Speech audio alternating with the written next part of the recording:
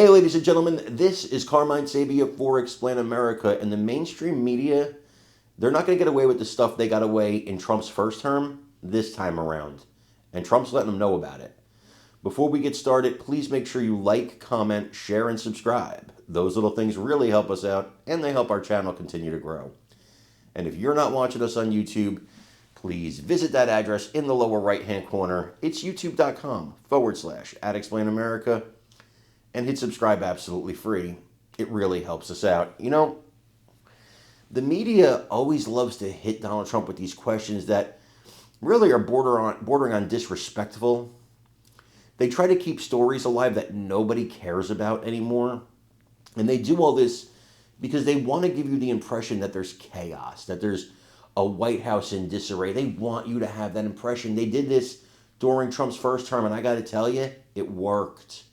It worked. The media was able to convince people of things that were simply not true. But I don't think it's working this time around. I think you have a country that has their eyes open to reality, to the facts. I think after 4 years of hiding the cognitive decline of Joe Biden, nobody trusts the damn media anymore, and they shouldn't. That's why you're here. You're here watching this because you don't trust the mainstream media anymore.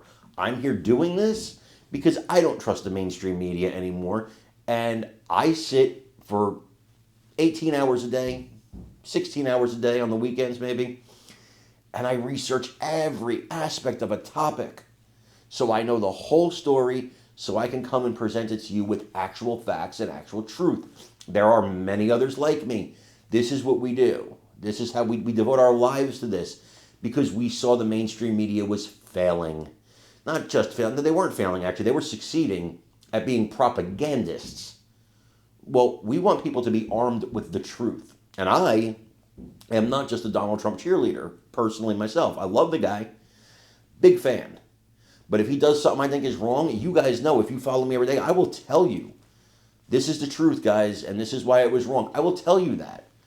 Because you deserve to know. You deserve the truth. God, that's what the media that's the job. That's what they're supposed to do. What happened to that? Well, this woman, she wanted to promote that Signalgate conspiracy again. She wanted to keep making that a story. And Trump, he set her straight. I want you to take a look at this and let me know what you think in the comments. Iran, they're talking about Iran. You said you don't think they want to use intermediaries anymore. Did they send another letter? Yeah. Did the UAE let you know about this? I know for a fact. I think they'd like to have direct talks. Can you say anything about what the letter said from Iran? No, I'm just telling you, I think they want to have, forget about letters, I think they want to have direct talks. When could that happen? On Pete Hegseth and this IG investigation, do you want to weigh in on that? What is it? There's an IG investigation into the Secretary of Defense's use of the Signal app. Oh, is that, you're bringing that up again? Don't bring that up again. Your editors probably. That's such a wasted story. So what else? Chinese farmland. Do you have some plans for Chinese ownership of farmland in the U.S.? We look at that all the time. And look, I have a very good relationship with China and with the president. I have a lot of respect for President Xi. So, we look at that all the time. Yes. Farmland, it's been an issue for years. People have talked about it for years. But I have a lot of respect for China, and I have a lot of respect for President Xi. When's the last time you talked to President Xi? I speak to him. Doesn't matter when, but I speak to him. Have you talked to Zelensky recently? Not too long ago, yeah. How did that go? Good. I think he's ready to make a deal. No progress, though, other than that?